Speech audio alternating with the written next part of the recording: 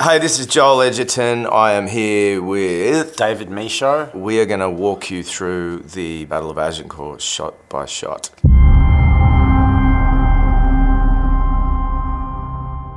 This is the very beginning. Falstaff here, taking it upon himself to lead a bunch of men on a kind of semi-suicide mission. For the King and St. George! I'll say, as soon as I put the helmet on, that's my stunt guy. No, that's not true. That's true.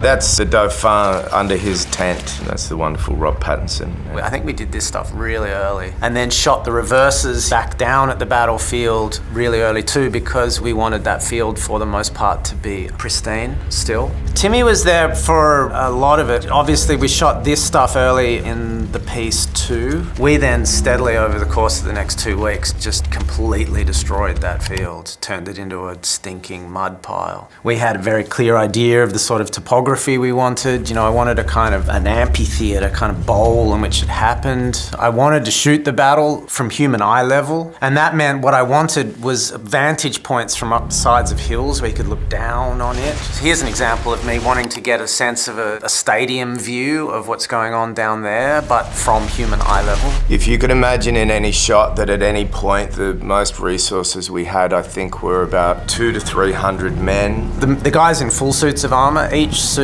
takes 2 costumers half an hour to put on. So you can imagine what doing that to 280 guys. They started, work at like 3 in the morning. From then on, it's either the work of Andrew Jackson and the VisFX teams expanding that crowd or replicating sections of them, which becomes a bit of a puzzle when you're shooting, right? Because you're moving the same people to different parts of the field in order that you're not just creating them in the computer. When the archers start firing their longbows, that stuff principally was done by Joel's brother, Nash Edgerton, to direct a kind of second unit where he shot the archers firing and he picked up some of the more very specific stunt pieces. Well, we have this incredible stunt coordinator, Steve Dent, and they just have a way of training horses to lie down and pretend to be dead, horses that will rear during a battle. This is my stunt guy about to take a full frontal. Yes, it's funny, the very thing that would terrify me brings great joy to him. I think he took that wreck like 3 times. No, I made George do it like 5 or 6 times. But I probably got it after 2 or 3. Just want to put George through it. I remember watching Steve Dent tell him I wanted him to do it again. George didn't realise that I was standing right behind him, and George was like, oh. For the most part, even when we were riding, we wanted to try and maintain a point of view in the battle as much as possible. We didn't want it to just descend into chaos. We knew, though, that once this clash happened, that for a little brief period we were going to need to do that, and this is that bit. This is just mayhem.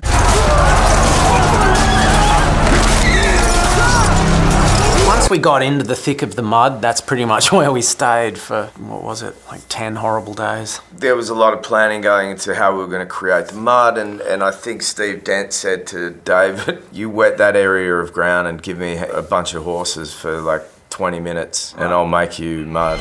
It really became like half a foot or a foot deep of mud at some point. In the heat, it started to stink too. That mud smelled really bad. Being in the armour and fighting in that mud was really a case of no acting required. People falling on top of each other and horses trampling around in it. You really had to keep your head on a swivel and make sure that you knew from the choreography was going to remain relatively safe. But as you know, if you put mud under any situation, it adds a certain amount of unpredictability.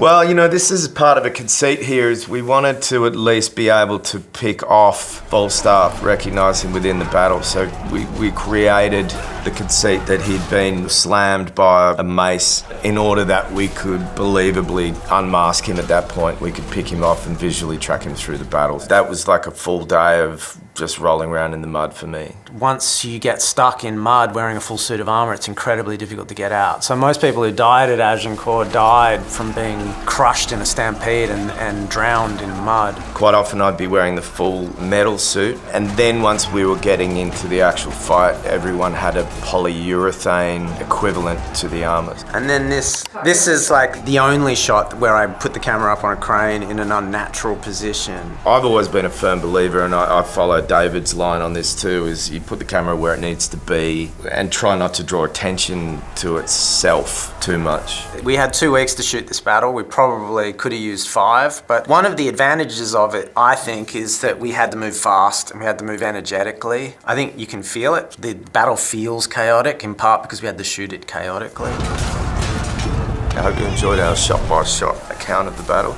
Just watch the movie. Netflix. On me!